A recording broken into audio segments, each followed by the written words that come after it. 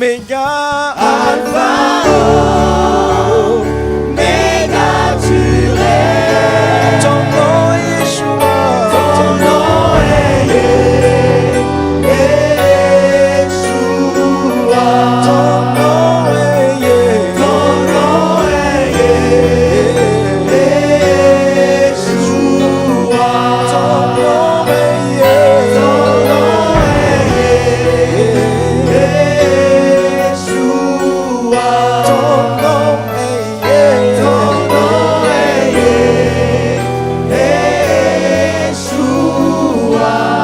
Alors élève ta voix et proclame l'autorité du nom de Jésus dans ta vie. Adore-le ce matin, proclame sa grandeur. Dis-lui combien il est digne de louange, combien il est digne d'adoration. Seigneur, merci pour qui tu es dans ma vie, merci pour ce que tu fais dans ma vie. Tu es grand, tu es bon, tu es un Dieu rempli de miséricorde. Tu es celui qui nous a sauvés, tu es celui qui nous a rachetés, qui nous a délivrés. Tu as fait de nous un royaume de sacrificateurs pour Dieu, notre Père. Béni sois-tu, Éternel. Reçois l'expression de notre amour ce matin, notre reconnaissance, notre admiration. Nous dépendons de toi, ô Dieu, nous te célébrons. Merci pour ta présence dans ces lieux. Nous t'élevons, Seigneur, toi seul est digne, toi seul est digne de gloire, toi seul est digne, toi seul est digne. Il n'y a aucun défi qui peut nous empêcher de te louer, de t'adorer.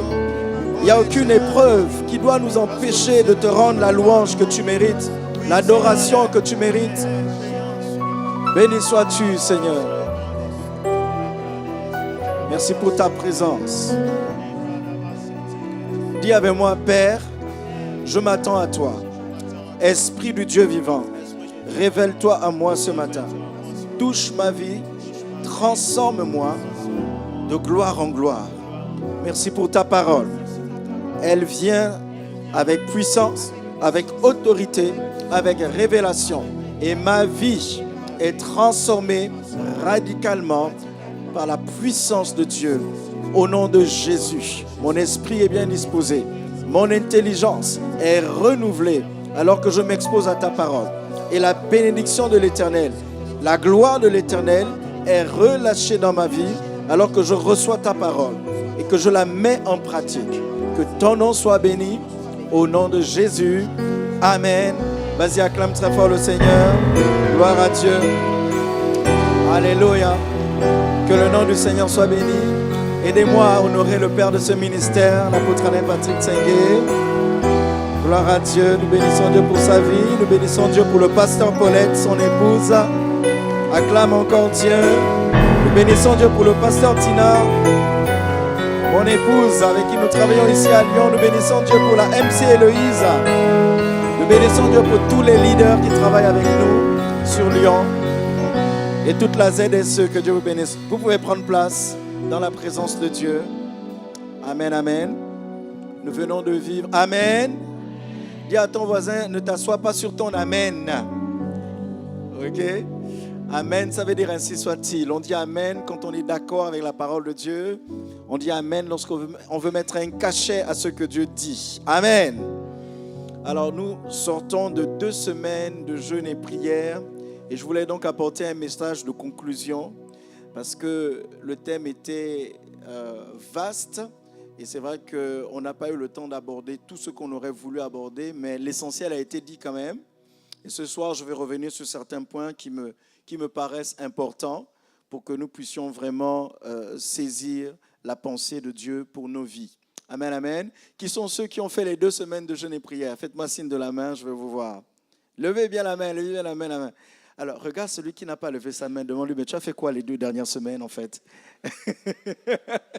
Demande-lui, où étais-tu? Oh là là, tu as loupé quelque chose d'important. Vous savez, la Bible nous dit que nous devons enseigner le peuple de Dieu, nous devons former le peuple de Dieu. Et la piété, les actes de piété font partie intégrante de ce qui doit former un chrétien. Donc un chrétien doit apprendre à jeûner, il doit apprendre à prier, il doit apprendre à se consacrer pour Dieu. Et donc, l'Église va mettre en place à certaines périodes des moments comme ça, où on va jeûner, on va prier. Il ne faut pas rater ces moments parce que c'est pour ta formation, c'est pour ton édification, c'est pour ton perfectionnement. Amen, amen. Donc, c'est important que tu apprennes à jeûner et à vraiment tenir le cap. Déjà, quand on le fait en communauté, c'est bien, mais tu dois aussi apprendre à le faire tout seul. Et tu ne dois pas attendre d'avoir des gros problèmes pour jeûner. Dis à ton voisin, n'attends pas d'avoir des gros problèmes pour jeûner et prier. Voilà, parce que si tu n'apprends pas à jeûner et prier quand tu n'as pas de gros problèmes, ce n'est pas quand tu auras des gros problèmes que tu auras la force de le faire et que tu auras la disposition pour le faire correctement, afin que ton jeûne soit agréable au Seigneur. Alors donc, on a pris un temps de jeûne et prière sur le thème le perfectionnement des saints. Que quelqu'un dise le perfectionnement des saints. Alors on affiche le texte de base, donc Éphésiens 4. Éphésiens 4 du verset 11 au verset 15. On va le lire ensemble, Éphésiens 4, à partir du verset 11. On y va.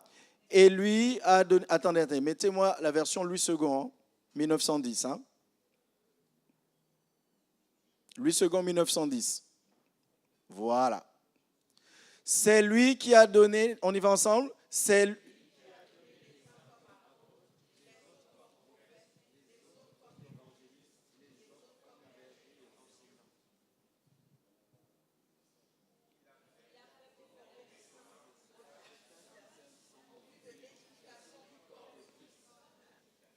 Louis II, 1910. Je ne suis pas sûr que vous êtes sur Louis II, 1910. Bougez pas. Remettez Louis II, 1910, verset 11.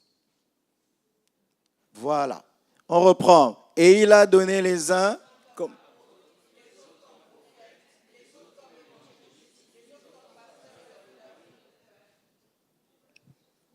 Perfectionnement.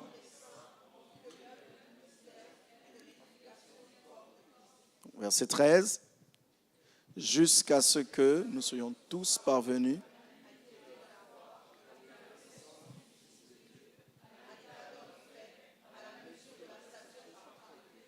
Verset 14. Afin que...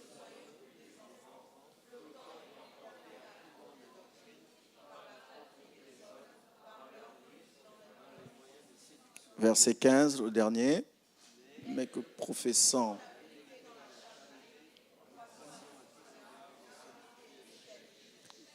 Amen. Dis à ton voisin, Dieu veut te perfectionner. Il y a un programme divin que Dieu met en route à partir du moment où tu acceptes Jésus-Christ dans ta vie comme ton Seigneur et ton Sauveur. Il pardonne tes péchés, il te donne sa vie, il te sanctifie. Mais à partir de ce moment, il rajoute un travail. Parce que être sanctifié ne veut pas dire que tu es devenu parfait. Être sanctifié veut dire que tu as été réconcilié avec Dieu, que tu as reçu la nature de Dieu, d'accord? Tu as été racheté, d'accord? Mais tu as besoin d'être transformé, tu as besoin d'être équipé, tu as besoin d'être outillé. Quand on parle du perfectionnement, le mot ici, c'est kathartismo, et ça veut dire complément de fourniture, ça veut dire équipement. Ça veut dire aussi redresser, ajuster, compléter. Vous êtes avec moi jusque-là? Il y a des choses que Dieu... Vous êtes avec moi jusque-là? Il y a des choses que Dieu veut redresser dans ta vie. Il y a des choses que Dieu veut ajuster dans ta vie. Il y a des choses que Dieu veut compléter dans ta vie. Amen, amen. Et c'est important que tu t'exposes à ce travail que Dieu veut faire. On parle aussi, donc, quand on parle de perfectionnement, c'est aussi raccommoder ce qui a été abîmé. C'est aussi réparer. Parce que la vie n'est pas un long fleuve tranquille. Tu vas rencontrer des défis, tu vas rencontrer des combats. Et ces défis, ces combats peuvent ne pas te laisser indemne. D'accord? Et quand tu es affecté par un accident de la vie, tu as besoin d'être réparé. Amen, amen. Donc, le perfectionnement des saints permet aussi que tu sois réparé. On parle aussi d'équiper, de mettre en ordre, arranger, ajuster. Et enfin, on parle d'un point de vue moral. C'est renforcer, faire de quelqu'un ce qu'il doit être. Ok? Et moi, je rajoute à ça affermir les valeurs qui te caractérisent. Vous êtes avec moi jusque-là? Vous savez, ce qui fait un homme, une femme, ce sont ses valeurs. Ce sont ses valeurs. C'est ça qui vous donne de la consistance dans la vie et qui vous permet d'aller loin avec Dieu. Quelles sont tes valeurs?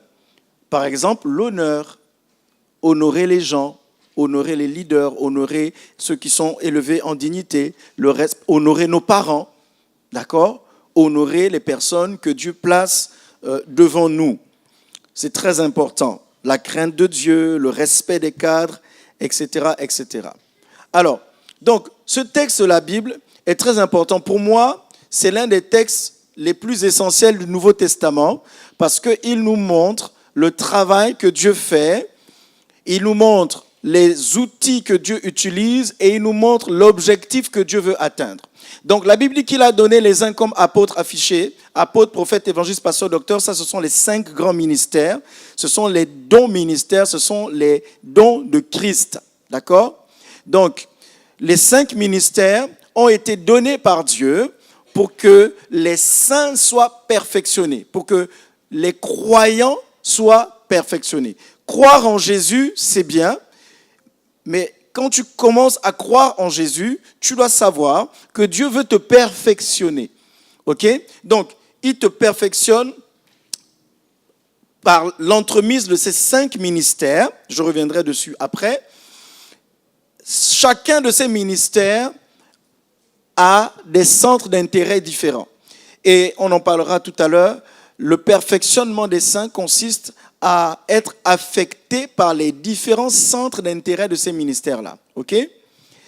Mais comprenez que le perfectionnement des saints, c'est en vue de l'œuvre du ministère. Dis à ton voisin, il y a un ministère qui t'attend. Dis-lui, Dieu t'appelle à un ministère. Ça veut dire Dieu t'appelle à un service. Ok? Ministère, ça veut dire service. Tu dois servir Dieu. Amen, amen. Tu ne dois pas juste être quelqu'un qui veut recevoir des choses de Dieu, mais tu dois être quelqu'un qui veut aussi donner à Dieu. Tu dois être quelqu'un qui veut servir Dieu. Donc, tu as besoin d'être perfectionné afin de bien servir Dieu. Vous êtes avec moi jusque-là? Vous comprenez? Parce que si tu n'es pas perfectionné, ton service ne sera pas à la hauteur des attentes de Dieu. Vous êtes avec moi? Tu pourras servir Dieu, mais tu seras en dessous des standards voulus par Dieu. Il faut savoir que Dieu, il nous a sauvés à un grand prix. Ça veut dire qu'il a aussi de grandes attentes derrière. Amen, amen. Donc Dieu m'a sauvé, ok, mais il avait un projet. Son salut ne s'arrête pas là, il continue de me travailler. Donc, ok, perfectionnement des saints en vue de l'œuvre du ministère, et je vous ai dit que ce ministère s'appelle le ministère de la réconciliation. C'est le ministère officiel affiché de Corinthiens 5, 17 et 18. Si quelqu'un est en Christ, il est une nouvelle créature. Les choses anciennes sont passées, voici toutes choses sont devenues nouvelles. Verset 18. Et tout cela vient de Dieu qui nous a... Mais lisez. Tout cela vient de Dieu qui nous a... Et qui nous a donné quoi? Dis à ton voisin, Dieu t'a donné le ministère de la réconciliation. Non, ce n'est pas le bon voisin. Parle à l'autre voisin. Dis-lui, Dieu t'a donné le ministère de la réconciliation. Il n'a pas l'air d'accepter ce que tu lui dis. Dis à quelqu'un d'autre, Dieu t'a donné le ministère de la réconciliation. J'aimerais que dans cette église, quand on te demande, c'est quoi ton ministère, que tu ne dises pas, je n'ai pas encore eu une révélation. Ton ministère est écrit noir sur blanc dans la Bible. Le ministère que Dieu t'a donné, c'est le ministère de la réconciliation. Donc ça consiste à réconcilier les hommes avec Dieu. Ça consiste à réconcilier les hommes entre eux. Ça consiste à réconcilier les familles. Ça consiste à réconcilier les nations. On aura l'occasion de revenir là-dessus un peu plus tard. Je suis en train de travailler. Je vous dis que je travaille sur un livre là-dessus, sur ce sujet-là. Donc, pour exercer ton ministère de la réconciliation, tu as besoin d'être outillé, tu as besoin d'être perfectionné, tu as besoin d'être, équipé pour que tu puisses le faire correctement. Donc, Le ministère, l'œuvre du ministère, c'est ce que tu vas faire pour Dieu d'une manière générale, en dehors du cadre de l'Église. Et la deuxième chose, deuxième objectif du perfectionnement des saints, c'est l'édification du corps de Christ. Donc, je dois faire quelque chose vis-à-vis de ceux qui ne connaissent pas encore le Seigneur, ceux qui ne sont pas encore membres du corps de Christ, et je dois faire quelque chose pour Dieu vis-à-vis de ceux qui sont déjà dans le corps de Christ. Vous êtes avec moi jusque-là? Dis à ton voisin, tu as deux missions. Une mission à l'extérieur de l'Église et une mission à l'intérieur de l'Église. Dis-lui, à l'extérieur de l'Église, c'est le ministère de la réconciliation. Et à l'intérieur de l'Église, c'est l'édification du corps de Christ. Amen, amen. Voilà. Donc, quand tu exerces le ministère de la... Mettez-moi le verset 12. Quand tu exerces ce ministère, ok, tu es dans un processus. Et ce processus va t'amener maintenant, mettez le verset 13 maintenant, il dit, jusqu'à ce que nous soyons tous parvenus. Donc, il y a un objectif que Dieu veut atteindre vis-à-vis de nous tous. Et que personne ne soit en marge de ce programme-là. Jusqu'à ce que nous soyons tous parvenus. Qui doit y parvenir? Est-ce que c'est que les apôtres qui doivent y parvenir? Est-ce que ce sont les prophètes qui doivent y parvenir? Est-ce que ce sont les évangélistes qui doivent y parvenir? Qui doit y parvenir? Nous tous, n'est-ce pas? Dis à ton voisin, il s'agit de toi. Donc, nous devons tous parvenir à quoi? Premièrement, l'unité de la... Vous savez, si on mesure la foi de chacun ici, on va voir que notre foi n'est pas la même. Ce n'est pas un défaut en soi, parce que la foi vient de ce qu'on entend vient de la parole de Christ. En fonction de ce que Dieu t'a dit, en fonction de ce que tu as reçu comme réma, comme révélation personnelle de Dieu, ta foi est à ce niveau-là. Mais pourquoi est-ce que nous sommes une famille spirituelle? On a beaucoup entendu ça lors du séminaire sur la filiation. Nous sommes une famille spirituelle parce que nous devons partager, nous avons un même ADN, mais nous devons partager les mêmes valeurs. Nous devons partager la même foi. OK? Donc, le fait qu'on s'expose tous ensemble à la même parole de Dieu, qu'on s'expose tous ensemble à la même présence de Dieu, il y a une forme d'homogénéisation de notre foi. Vous comprenez ça? Parce que celui dont la foi est au niveau 1 sur 10 doit rattraper celui dont la foi est au niveau 5 et doit rattraper celui dont la foi est au niveau 7. Et on doit tous aller, vous allez voir, au niveau 10 sur 10. Donc, premièrement, jusqu'à ce que nous soyons tous parvenus à l'unité de la foi. Deuxième chose, de la connaissance du Fils de Dieu. Dis à ton voisin, tu dois grandir dans ta foi et tu dois grandir dans ta connaissance du Fils de Dieu. Ça veut dire que tu dois t'engager personnellement pour grandir dans la foi. Et l'apôtre Alain Patrick a commencé un travail, l'école de la foi. On est à la 4e semaine, ok, où tous les jeudis, nous avons des enseignements sur la foi. Vous savez, sans la foi, il est impossible d'être agréable à Dieu. Ok? Donc, tu travailles ta foi, c'est bien. Ensuite, tu dois travailler ta connaissance de Jésus-Christ. Vous savez, la Bible dit dans Jean 17, 3, « Or, la vie éternelle, c'est qu'ils te connaissent. Toi, le seul vrai Dieu est celui que tu as envoyé, Jésus-Christ. » Donc, dire « j'ai la vie éternelle », c'est bien. Mais cette vie éternelle consiste à connaître Dieu, à connaître Jésus-Christ, à connaître le Saint-Esprit. Vous êtes avec moi? Amen, amen. Amen, amen. Donc, tu dois mettre dans tes objectifs au quotidien l'augmentation de ta foi et l'augmentation de ta connaissance de Jésus-Christ. Ok, remettez donc le texte, voilà. L'unité de la foi, la connaissance du Fils de Dieu, à l'état d'homme fait. Ça, c'est la maturité dans l'âme. Que quelqu'un dise maturité dans l'âme. Et la dernière étape, c'est à la mesure de la stature parfaite de Christ. Donc, l'objectif final, c'est que nous tous, nous atteignions la mesure de la stature parfaite de Christ. C'est-à-dire que quand on regarde Christ, on te regarde, vous êtes au même niveau. C'est ce que Dieu veut. Dis-moi un bon amen. Donc, être chrétien, ce n'est pas essayer de devenir quelque chose d'autre. C'est arriver là-bas. Vous êtes avec moi? Donc, vous voyez que le programme est dense. Hein? Dis à ton voisin, il y a du boulot. Mais Dieu va nous y amener. Amen, amen. Amen. Par la grâce de Dieu, on va y arriver. Donc, quand tu es exposé au ministère, aux 5 ministères, il y a un perfectionnement qui se met en place. Je vous ai dit que nous devons être perfectionnés dans notre esprit, nous devons être perfectionnés dans notre âme, nous devons être perfectionnés dans notre corps, nous devons être perfectionnés dans nos relations. Et lorsqu'on a reçu le révérend Ebenezer, il nous a dit que l'Église était une famille. Dis à ton voisin, nous sommes une famille. Dis, c'est bien plus qu'une association. C'est une famille. Nous avons un même Père. Un Père céleste. Amen, amen.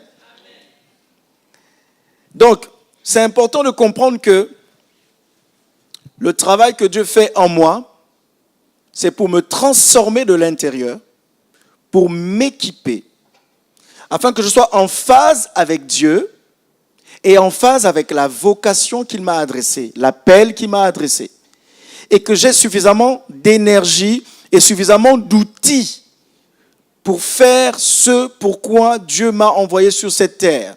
Vous savez, chacun de nous se présentera devant Dieu un jour.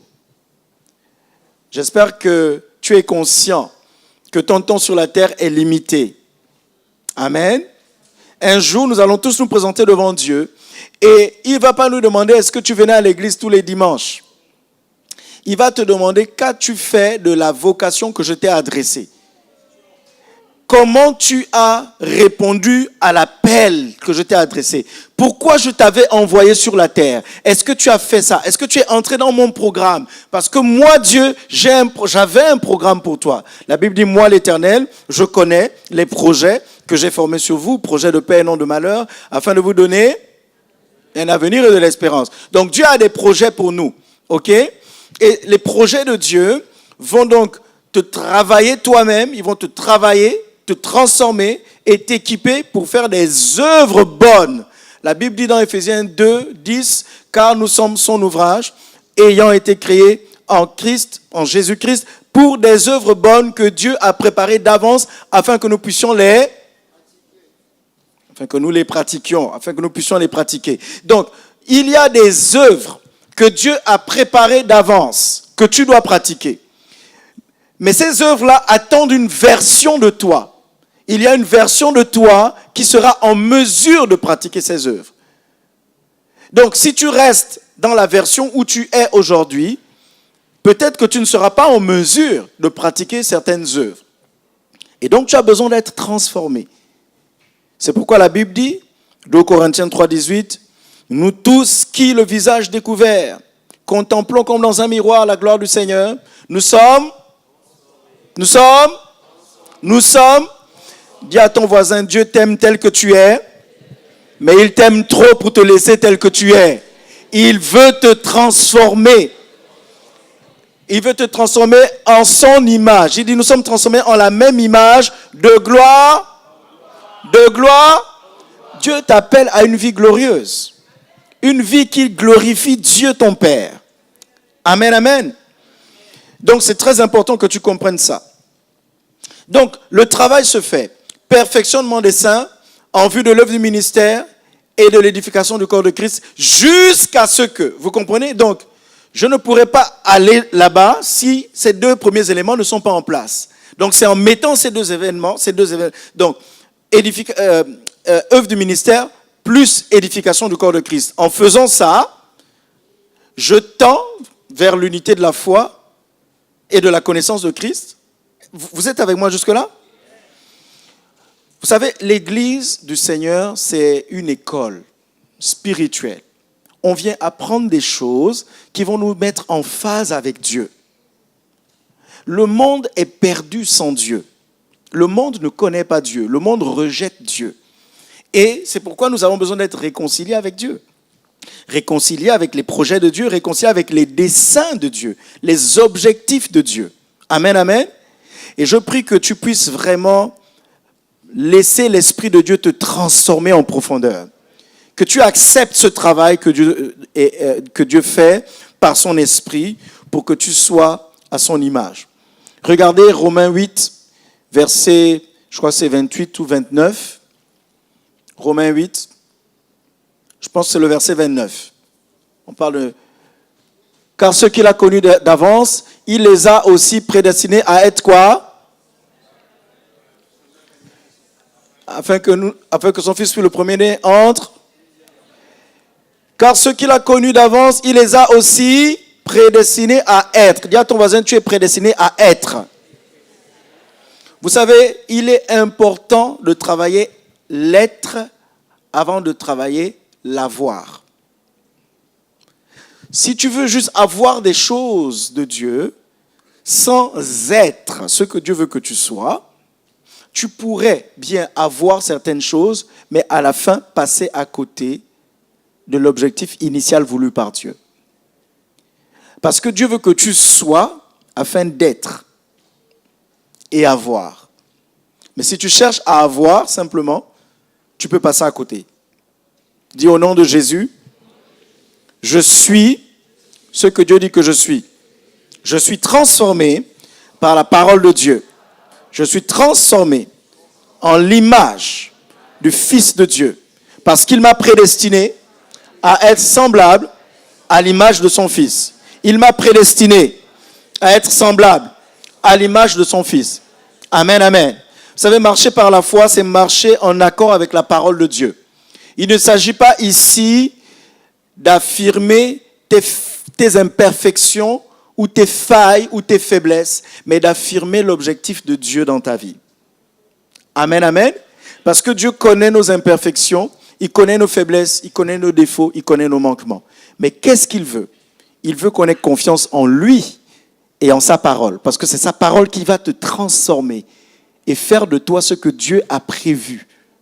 Amen, amen. Donc, il y a de l'espoir. Dis à ton voisin, il y a de l'espoir pour toi. Dis-lui, ne te décourage pas à cause de l'image que tu as de toi-même aujourd'hui. Dis-lui, il y a une meilleure image prévue pour toi. C'est celle que Dieu a préparée. Amen, amen. Donc, vous comprenez que dans ce processus, nous sommes transformés. Dieu nous amène à ressembler à Christ. C'est ça l'objectif de Dieu. D'ailleurs, le mot chrétien, c'est des païens qui ont donné ce nom à des disciples parce qu'ils ont dit ils sont comme Christ, mais ce sont des petits Christ. Amen, amen. Tu dois ressembler à Christ. Amen. Alors, je veux juste vous donner quelques éléments sur les centres d'intérêt. Parce que pourquoi est-ce que Dieu a besoin de nous exposer à ces 5 ministères pour nous perfectionner? Parce que les 5 ministères ont chacun des centres d'intérêt différents. Et ces centres d'intérêt, nous devons les développer en nous. Et ce sont ces centres d'intérêt qui vont affermir notre perfectionnement en vue de l'œuvre du ministère et de l'édification du corps de Christ. Vous êtes avec moi jusque-là? Amen, amen. Que quelqu'un dise les centres d'intérêt. Alors, l'apôtre, c'est quoi ce centre d'intérêt? L'apôtre est intéressé par la structure. L'apôtre est intéressé par les systèmes. L'apôtre est intéressé par la conquête de nouveaux territoires, la conquête des nations, bâtir des églises. L'apôtre est intéressé par la croissance des églises. L'apôtre est intéressé par la formation des ministres, des serviteurs de Dieu. L'apôtre est intéressé par la démonstration d'esprit et de puissance. L'apôtre est intéressé par les signes, les miracles, les prodiges. Vous êtes avec moi jusque-là? Donc, quand tu es dans le perfectionnement des saints, il y a quelque chose qui vient dans ton esprit en rapport avec ce centre d'intérêt-là. Vous êtes avec moi? Ok, ce n'est pas exhaustif ce que je suis en train de dire. C'est vraiment pour vous mettre sur les rails. Le prophète. Quels sont les centres d'intérêt ministériels du prophète? Le prophète, lui, son centre d'intérêt, c'est que dit Dieu? Que dit Dieu? Quelle est la vision? Qu'est-ce que Dieu a montré? Quel est le schéma divin? Quelle est la révélation? Ok? Le prophète, il est intéressé par les mystères, la compréhension des mystères, capter les mystères. Ok? Le prophète, c'est quelqu'un qui est dans la perspective du temps, c'est-à-dire le passé, le présent et le futur. Il a une lecture temporelle de ce que Dieu fait. Et ça permet de bien comprendre où on va. Quand tu sais d'où tu viens, tu sais où tu es et tu as une idée de là où tu vas. Vous êtes avec moi jusque-là?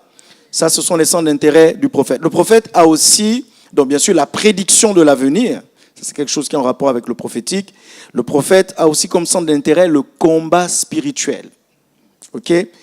Le prophète a pour centre d'intérêt la confrontation avec les systèmes sataniques. Il va au fight. Il aime le fight. Ok? Ceux qui ont cette fibre prophétique, vous allez voir que souvent, ils aiment les problèmes. Quand je dis ils aiment les problèmes, ce n'est pas les problèmes pourquoi tu as pris ma chaussure. Non, ce n'est pas ça. Je parle des problèmes liés aux intérêts du royaume de Dieu. D'accord? Donc les prophètes, ils ont cette sensibilité pour la confrontation avec les systèmes sataniques. Ils vont au front. Ce sont des guerriers. Ils dénoncent les œuvres des ténèbres. Ok? C'est des gens qui n'ont pas peur de dire la vérité. Ils n'ont pas peur de confronter. Vous comprenez ça? Mais rappelez-vous ce que je suis en train de vous dire. Je suis en train de vous parler des centres d'intérêt, des 5 ministères qui viennent pour vous perfectionner. Dans le but que vous développiez ces centres d'intérêt en vous. Vous êtes avec moi jusque-là? Amen, amen. Autre chose par rapport au prophète, donc annoncer les choses à venir, annoncer les oracles de Dieu, ok, dénoncer les causes cachées et profondes de certaines situations. Souvent, ils sont très émotionnels, parfois même théâtrales. Vous savez, un prophète, Dieu lui parle et puis il va s'attacher lui-même pour donner la prophétie. Et tu as envie de lui dire, mes frères, est-ce que tu as besoin de tout ça juste pour prophétiser, quoi? Mais c'est comme ça, ils sont un peu théâtrales parfois. Bon.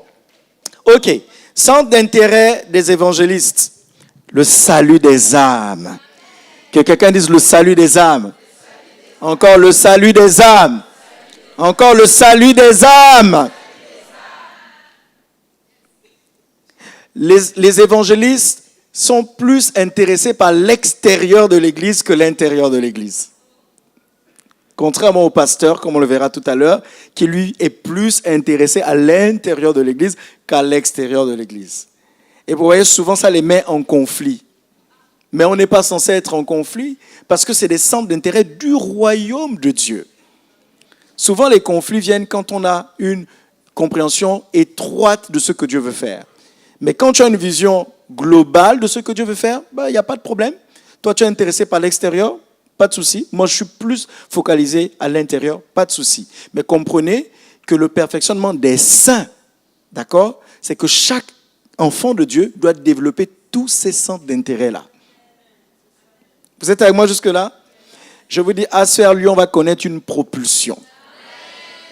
Cette année, nous allons redoubler d'efforts dans l'évangélisation. Nous allons redoubler d'efforts dans les actions, dans les programmes qu'on va faire. OK? Et comme on a entendu, on va faire comme notre Père à Paris. OK? Vous vous rappelez qu'une époque ici, on avait 4 cultes chaque dimanche? Je ne sais pas si vous rappelez de cette époque. OK. Donc déjà, on disait 4 cultes, c'est beaucoup. Mais il faut qu'on aille jusqu'à 5. Ah ben oui. Parce qu'on ne peut pas mettre 1000 personnes ici. Même si on rajoute suffisamment de chaises, maximum, on va dire 350, 400 personnes. Donc, il faut au moins 3 cultes pour avoir 1000 personnes. Amen, amen. Dis à ton voisin le salut des âmes. C'est un centre d'intérêt capital pour le royaume de Dieu. Donc, l'évangéliste, il est intéressé par l'intégration des différents milieux qui ne connaissent pas encore la bonne nouvelle. L'évangéliste, il aime rester avec les païens. Il n'a pas peur de côtoyer ceux qui sont perdus. Est-ce que vous savez que Jésus était appelé l'ami des gens de mauvaise vie? Mais est-ce que vous vous rendez compte que nous, parfois, en tant que chrétiens, on est devenus tellement saints qu'on ne veut même plus s'approcher des gens de mauvaise vie pour leur annoncer la bonne nouvelle? Mais comment ils vont entendre parler de Jésus si on ne va pas vers eux? On est devenus des juges. Parce que nous, on a été sanctifiés par Dieu. Eux, ils ne l'ont pas encore été. Donc, on se dit, je ne vais pas m'approcher d'eux. Mais comment Dieu va les sauver si tu ne t'approches pas d'eux? Est-ce que quelqu'un m'entend ici? Donc, tu ne peux pas être égoïste et ne penser qu'à toi. Alors que Dieu, il veut que tous les pécheurs soient sauvés. Dieu veut que tous les hommes soient sauvés et parviennent à la connaissance de la vérité. Amen, amen.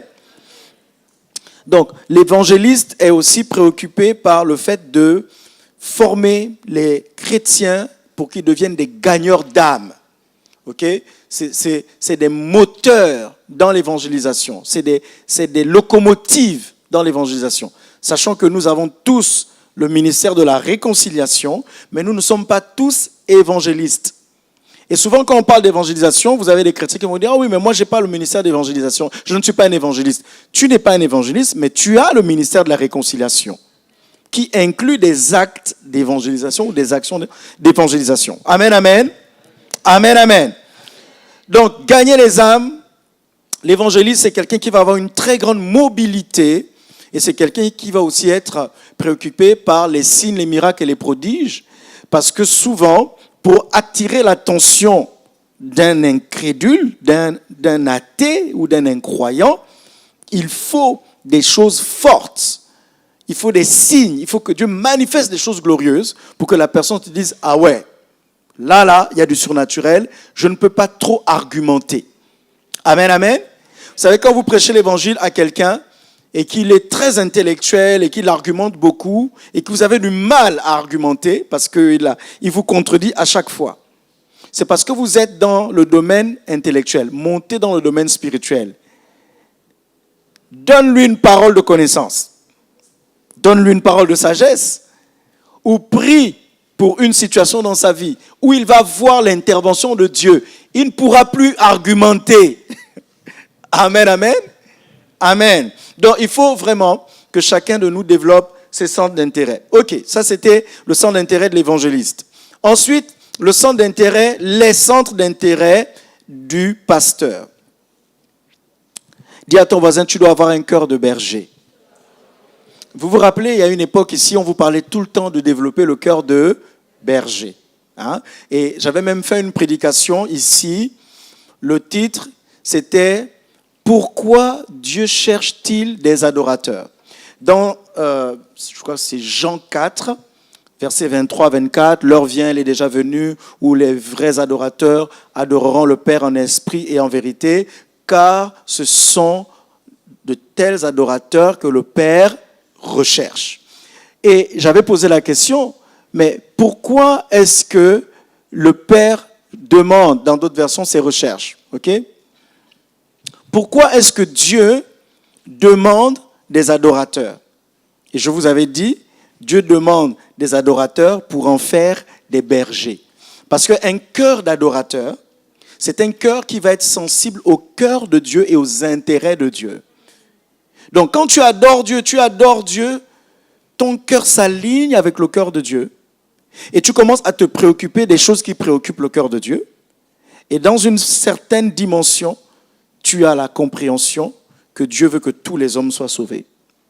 Donc, tu ne peux pas juste être un adorateur de Dieu et ton adoration s'arrête à... C'est-à-dire l'adoration me tourne vers Dieu, mais quand j'ai fini de me tourner vers Dieu, l'amour que Dieu met dans mon cœur, je le déverse vers les hommes qui sont perdus, qui ne connaissent pas encore Dieu. Amen, amen. Ok. Donc, c'est quoi le centre d'intérêt? Quels sont les centres d'intérêt du pasteur? Prendre soin des brebis du Seigneur. Nourrir les brebis du Seigneur. Les faire grandir. Le pasteur, il est plus préoccupé par l'église locale. Ok? Il est plus préoccupé par la croissance spirituelle, la gestion de l'église, la gestion des relations dans l'église locale.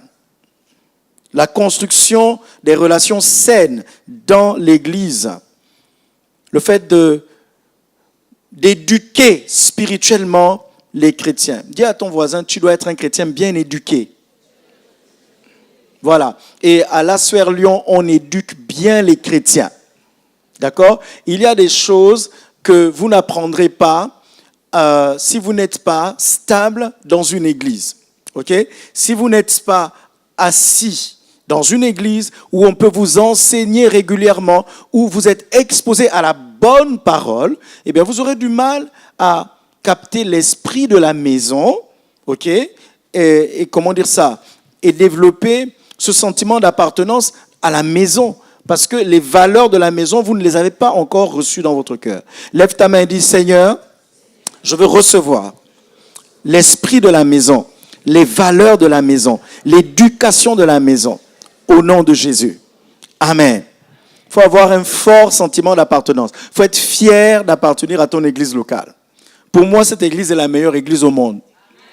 C'est tout. Je n'ai pas besoin de me comparer par rapport aux autres, mais j'ai le droit de considérer que ma famille spirituelle est la meilleure famille spirituelle pour moi. En tout cas, pour moi. Je ne sais pas pour vous. Je ne sais pas pour vous, mais pour moi, c'est le cas. Et je ne sais pas pour les autres. Est-ce que vous comprenez ça? Donc, je dois être fier de ma famille spirituelle, fier de mon église. Alors, donc, le pasteur est préoccupé par l'éducation spirituelle. Le pasteur va faire des visites, faire des longs entretiens. Il va être patient envers les chrétiens. Il va prendre le temps d'expliquer. Il va prendre le temps de conseiller. Il va prendre le temps de dire, mais ne fais pas ça, c'est pas bien, ça va te créer des problèmes, je t'avais prévenu. Vous savez, il y a des gens, malgré qu'on les prévient, ils n'écoutent pas. On te prévient, tu n'écoutes pas. Et quand tu te casses la tête au mur, tu reviens pleurer. On te dit, mais on t'avait prévenu de ne pas le faire. Je vous donne un exemple. On était encore à Rennes à l'époque. Une sœur de l'église dit qu'elle a rencontré quelqu'un et elle vient informer l'apôtre qu'elle va se marier dans quelques mois. Donc l'apôtre lui dit, ok, qu'est-ce que tu veux que je te dise? Tu viens m'informer que tu te maries, il n'y a pas de souci. Est-ce qu'il est chrétien? Non, la réponse est, il est gentil. C'était pas ça la question. La question c'est, est-ce que c'est un enfant de Dieu? Non, mais oui, quand il était jeune, il fréquentait l'église catholique, machin, tout ça, c'est un bon... Il dit, ok, bon, tu veux te marier, qu'est-ce que tu veux que je te dise? Tu es une adulte, je ne peux pas t'empêcher de te marier.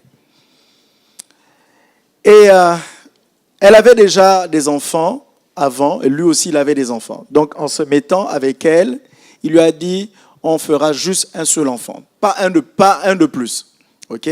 Et il dit, je ne veux vraiment pas avoir un enfant de plus et tu devras prendre tes précautions pour ça, parce que sinon, moi, je ne pourrais pas assumer.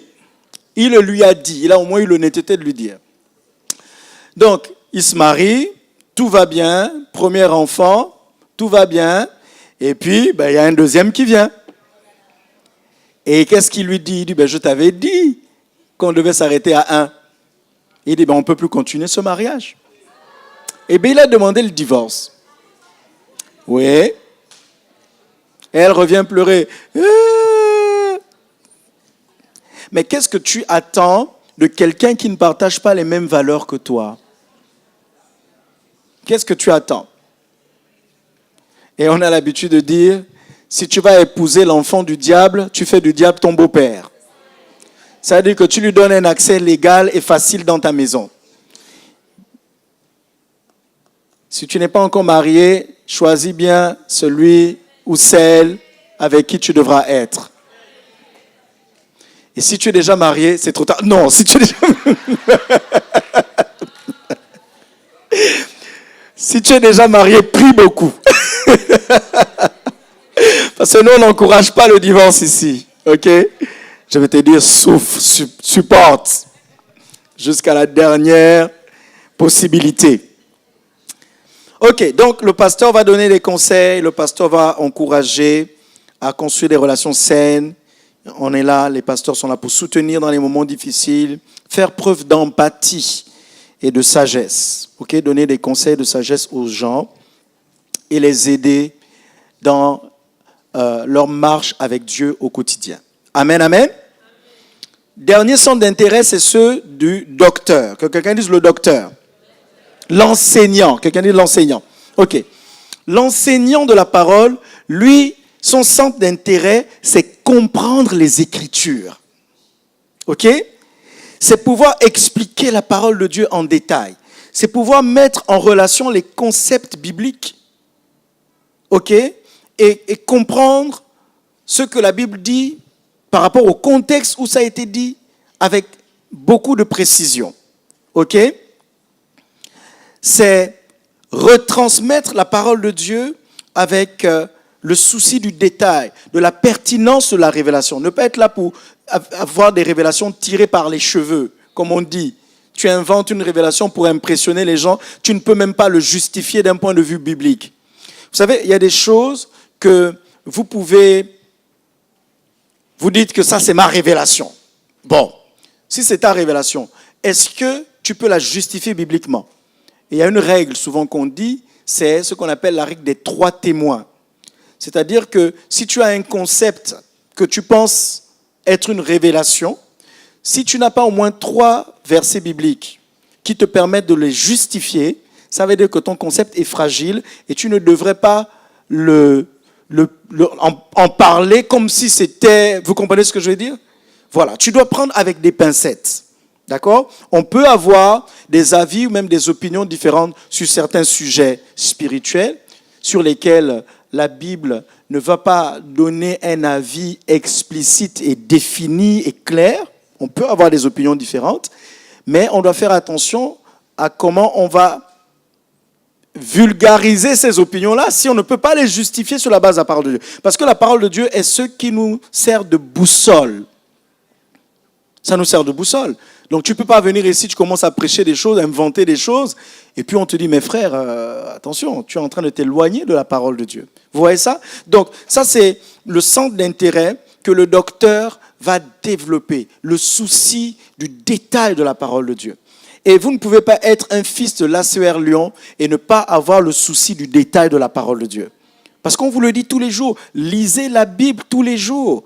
Étudiez-la, apprenez les versets par cœur, apprenez des textes, ayez vous-même votre verset biblique préféré, le verset biblique qui soutient ta vie. Enfin, tu dois avoir un rapport avec la parole de Dieu. Amen, amen. Amen, amen. Donc, tout ça, je suis toujours dans le perfectionnement des saints. Je suis en train de vous parler des centres d'intérêt que les 5 ministères vont injecter en vous pour que vous soyez équipés, pour que vous puissiez travailler votre caractère correctement. Alors, je vais finir en donnant 2 petites choses ici.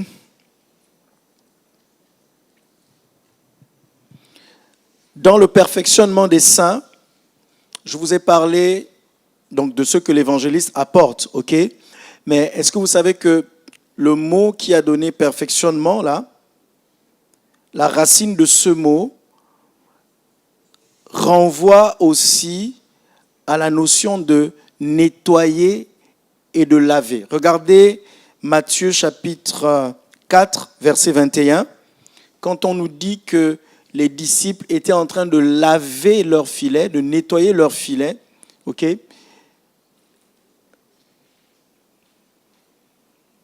Réparer leurs filets, ok? Ce mot réparer est un mot dont la racine est la même que la racine du mot qui est donné perfectionnement, ok?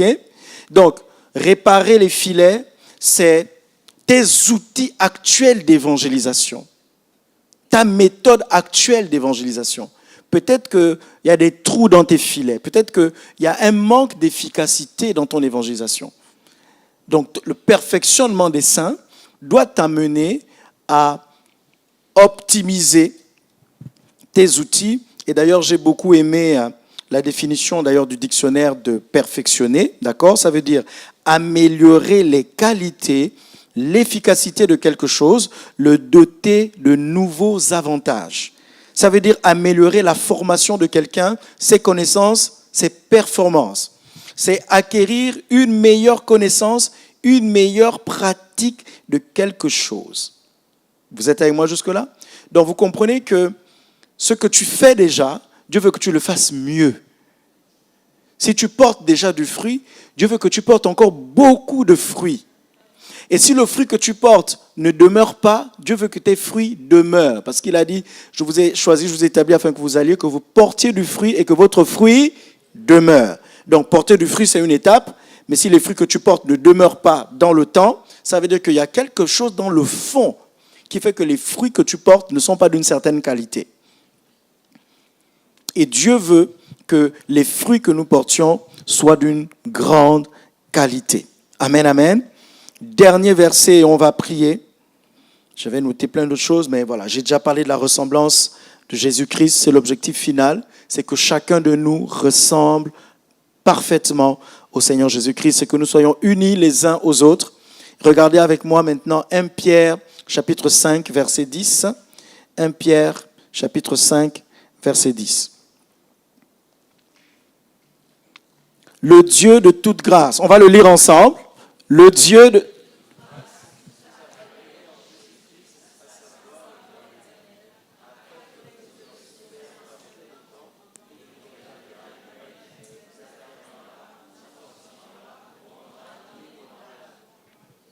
Dans d'autres versions, on dit « Il vous perfectionnera ». Le Dieu de toute grâce vous a appelé en Jésus-Christ à sa gloire éternelle. La vie en Christ est une vie de gloire. Et cette gloire, elle est éternelle, mais elle ne commence pas dans l'éternité. Elle commence pendant que tu es sur la terre. Dis merci Seigneur, parce que tu m'as appelé à ta gloire. Et cette gloire commence maintenant. Je marche dans la gloire. Et je suis perfectionné. Vous voyez, voilà la version que je voulais. Le Dieu de toute grâce qui vous a appelé en Jésus-Christ à sa gloire éternelle, après que vous aurez souffert un peu de temps. Ça, c'est les efforts que le perfectionnement te demande. Il y a des renonciations que le perfectionnement va te demander. Il y a des mauvaises fréquentations que tu vas devoir couper dans ta vie. Il y a des mauvaises habitudes auxquelles tu vas devoir renoncer. Ça va te faire souffrir dans ton âme, mais c'est une souffrance nécessaire pour ton perfectionnement parce qu'il y a des choses que tu dois faire pour Dieu. Donc, après que vous avez souffert un peu de temps, vous perfectionnera lui-même, vous affermira, vous fortifiera, vous rendra inébranlable. Dieu veut te rendre inébranlable. Amen, amen. Mais il faut que tu t'exposes à sa parole. Il faut que tu t'exposes à sa présence. Il faut que tu acceptes lorsque la parole de Dieu te demande de changer certaines choses. Vous savez, le monde n'accepte pas ce que Dieu considère. Si Dieu dit que quelque chose est le péché, les gens du monde ne vont pas le considérer comme péché. Mais toi qui es un enfant de Dieu, tu dois considérer ce que Dieu considère. Donc quand Dieu te demande de changer quelque chose, ce n'est pas la peine de dire à Dieu, tu m'as créé comme ça. Si Dieu te dit de changer, tu changes, tu dis, ok Seigneur, j'ai du mal avec ça. Là, tu fais preuve d'humilité. Mais tu ne fais pas preuve de rébellion. Il y a une différence entre l'humilité et la rébellion. Tu peux exprimer à Dieu, j'ai du mal à changer telle chose. Mais ça ne veut pas dire, je refuse de changer parce que c'est toi qui m'as créé comme ça. Vous voyez la différence? Amen, amen. Que Dieu nous aide à nous perfectionner, amen. Et que cette église soit perfectionnée. Que nos relations, mets-toi debout avec moi. Mets-toi debout avec moi. Dis merci Seigneur, parce que tu me perfectionnes dans ta présence. Je développe tous les centres d'intérêt des 5 ministères afin d'être perfectionné.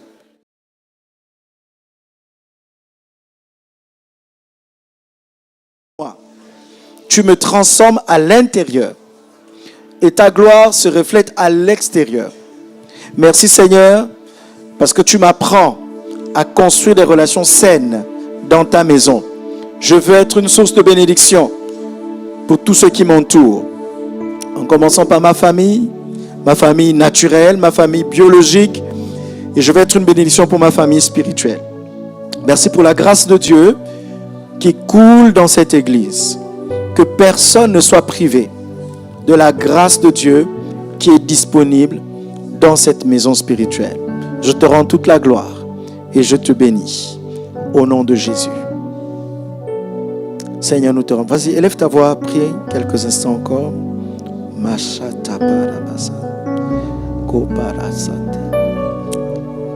Seigneur. Tu nous perfectionnes. Merci Seigneur parce que tu nous perfectionnes. Merci Seigneur parce que tu nous perfectionnes. Tu travailles en nous et tu nous travailles. Et nous sommes engagés avec toi. Merci Seigneur. savez, ça fait plusieurs années, suivez-moi quelques instants, qu'en début d'année, nous prenons le temps de jeûner et de prier. Ces temps de jeûne et de prière en début d'année, c'est pour donner un cap à notre année. Ne l'oubliez jamais. C'est pour donner un cap à l'année. Nous avons le thème de l'année qui nous parle de la propulsion, mais nous voulons donner un cap, un cadre. Et nous avons parlé du perfectionnement des saints en vue de l'œuvre du ministère. Il faut que cette année, ton perfectionnement paraisse. Il faut que tu changes de classe. Il faut que tu grandisses. Parce qu'il y a des choses que Dieu veut te confier. Il y a des choses que Dieu veut faire avec toi. Mais il y a une version de toi qui est exigée pour que tu sois en mesure de porter ce que Dieu veut te déposer. Amen, amen. Seigneur, je prie vraiment que tu nous fortifies et que ta parole produise en nous ce dont elle parle.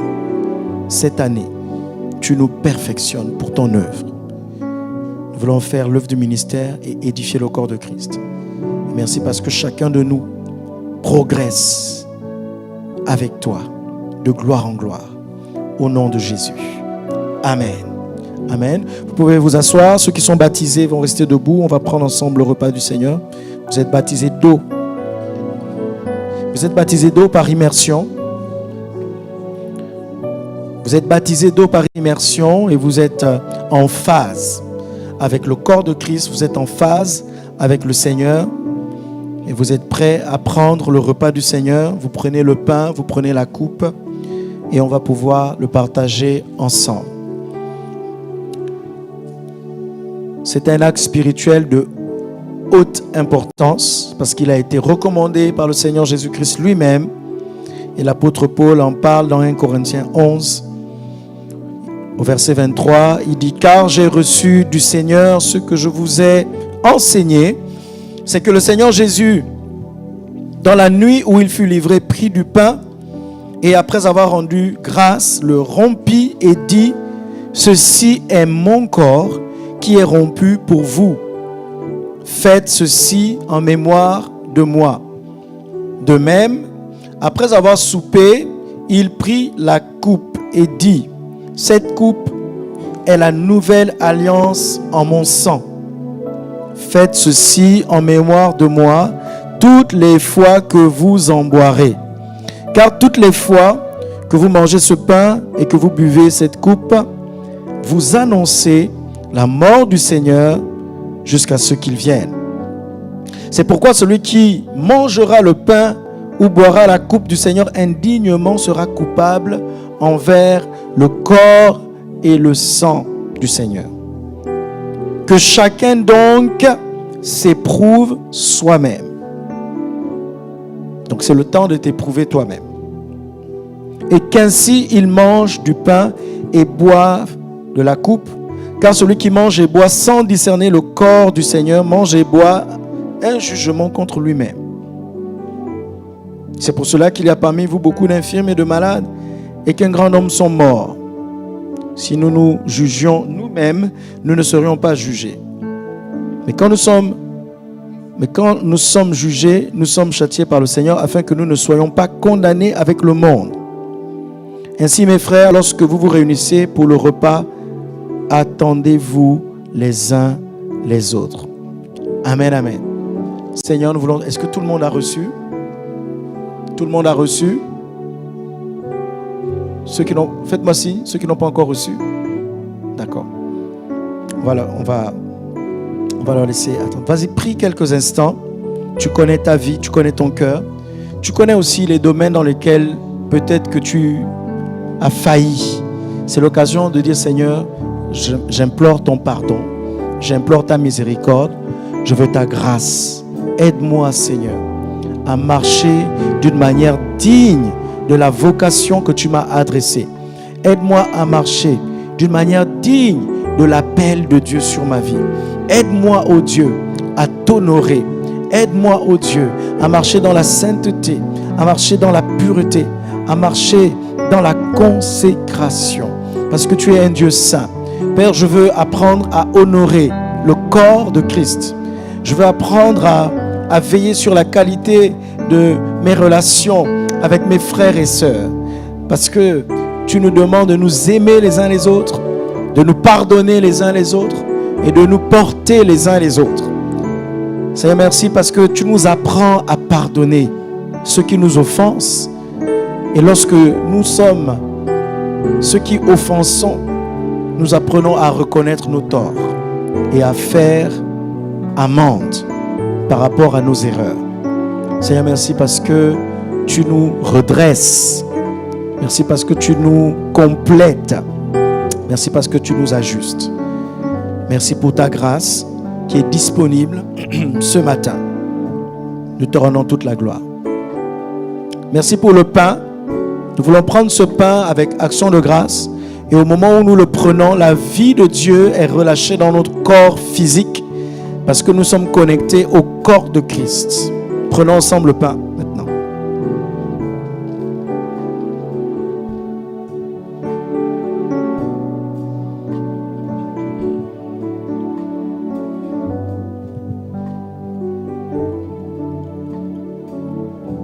Merci Seigneur pour la coupe de notre alliance avec toi.